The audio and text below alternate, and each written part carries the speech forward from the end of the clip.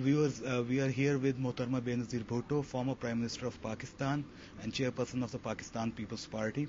She has just addressed a gathering of diplomats where the focus of the speech remained the extremist threat which Pakistan is facing now and the encroaching Talibanization in the NWFP and the tribal areas. Mohtarma Bhutto, what is the best way to counter this threat about which you elaborated upon in your speech?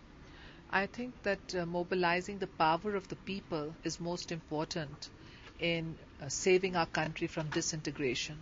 Because I truly feel that after 1971, we face the most serious threat of disintegration. In fact, I hope that we are able to reclaim the parts of our territory that we have already lost in the tribal areas because we can't go there.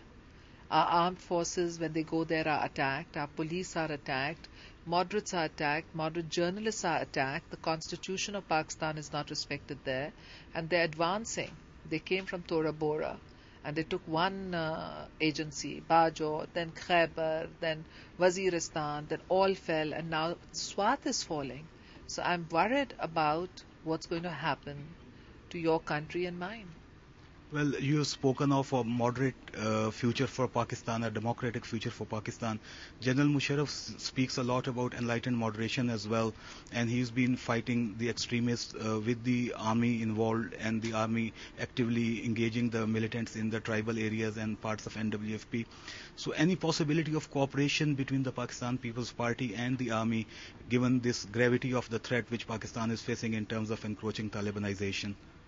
Well, General Musharraf has certainly said that he wants to fight extremism, but I'm afraid the present system can't address that problem. As we've seen over the last 5 years, 6 years since 9/11 occurred, the extremist forces have spread their influence across the nation. General Musharraf was engaged with us in a dialogue for a transition to democracy, but I'm afraid when he suspended the constitution, it was a big shock to us. We were talking to move towards democracy. We weren't talking to move towards dictatorship. So now we have suspended our negotiations. So during these negotiations, did this issue of the war against extremists come up for discussion, and was there any discussion regarding any future cooperation, possible cooperation between the PPP and the modalities of such cooperation between the army and the PPP? Well, when we had this discussion, obviously we talked about the importance of moderate forces getting together to defend Pakistan from the extremist threat. But the large crux of the negotiations remained on the holding of fair, free and impartial elections to enable the people of Pakistan to elect leaders of their choice, to determine policies of their choice. And you ask me, and I think you asked me rightly, about cooperation between the army and the government, but they're not two separate entities. There is only one government of Pakistan, and the armed forces obviously come under the Ministry of Defense. So it's the government that has to lay down the policy. It's the government that has to respond to the political needs of the people. And in my view, only a political solution aided and assisted by the military will work. But if we rely only on force, as we have done in the past, and if we alienate the people, if we don't give them roti kapra makan, if we don't address the issues of education, of employment, of labor rights, of industrial relations, of gender equality, if we don't respect our civil society, if we don't respect brave women like Mai Mukhtaran or Asma Jahangir who have been maltreated, then I'm afraid it creates an intolerant society, and that deeply concerns me. Do you think President Musharraf is actually serious about fighting the militant threat? Well, this is a question that I leave to commentators such as yourself, but this much I can say, that I disagree with the formula. I disagree with the formula that military force alone can be a solution. I know that we had to fight militancy in different parts of Pakistan earlier, and certainly the military is an important component of national security. But national security is really made up with the support of the people. Without the will of the people, you can't really fight. And I see that now, that our armed forces are leaderless, they are rudderless, and they're unable to defend the homeland.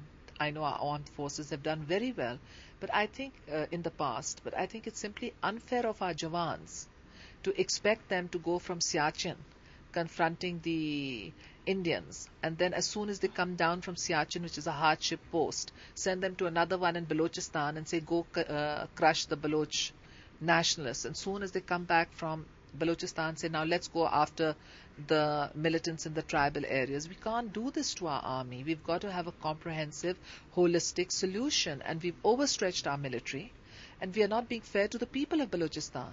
And in many ways, we're not being fair even to the people in the tribal areas who are peace-loving, but whose destiny is being hijacked by an organized minority. So, what was the breaking point in the discussion, negotiations between you and President Musharraf's side? We had a roadmap for democracy. There were still some issues that needed to be resolved. We recognized that this was an issue that had to be resolved. The roadmap was there. Everything was moving smoothly towards the roadmap. We had been promised electoral reforms. And then suddenly, this emergency was imposed. And in fact, I did not want to see this emergency. The reason I was further distressed about it is because in August, we had several discussions on this issue. And in August, I had very categorically told General Musharraf's team that his elections would be challenged, that it would be illegal, and that it was better to seek a constitutional political solution and wait for the next assembly than to go through, or any other solution, rather than to go through with the election at this stage. But they did not listen, and they went ahead, and so I feel they're really responsible for creating the crisis. And having created the crisis, we must also remember that under the terms of our understanding, we had decided to leave it to the Supreme Court to determine the eligibility. And you will remember my comments in the press when I was asked about the presidential elections, which People's Party abstained from voting in because we didn't think it was proper to vote. At that time also I said we have decided that this is an issue to be left to the Supreme Court of Pakistan. But that didn't happen, and instead the Chief Justice and other judges were arrested. And not only were they arrested, but even lawyers and women and political activists were ruthlessly beaten. So there have been facilitation by the governments of the United States and governments of the Great Britain in bringing about this rapprochement between you and General Musharraf. So now when the dialogue has been suspended and it is no more in operation and the commitments have been broken, as you say, so what concerns have you conveyed to the facilitators, or what concerns have they conveyed to you since the imposition of the emergency? Well, I know that it's been speculated in the process that somehow this was a foreign packaged deal. That's not so. Mine is a Pakistan agenda. My struggle is for the people of Pakistan. It has always been for the people of Pakistan. My family has paid an enormous price in struggling for the rights of the people, as have my workers. In fact, I think of the sacrifices my workers have made even just recently, and we've done it for the democratic rights of the people, for the social rights of the people, and the economic rights of the people. And we have a vision, we have a dream for Pakistan, and we want to see the dream of Pakistan as a progressive nation moving forward. We want to invest in our youth. I want our young boys and girls coming out of the university able to compete in any market of the world. So we're really looking at emancipating our people from the forces of the past and preparing them to meet a much brighter future. Well, viewers, that was Mohtarama Benazir Bhutto, former Prime Minister and Chairperson of Pakistan People's Party, and she has spoken of her vision for Pakistan. She wants a moderate Pakistan where the extremists do not hold sway, where there is democracy, and where there is respect for civil liberties.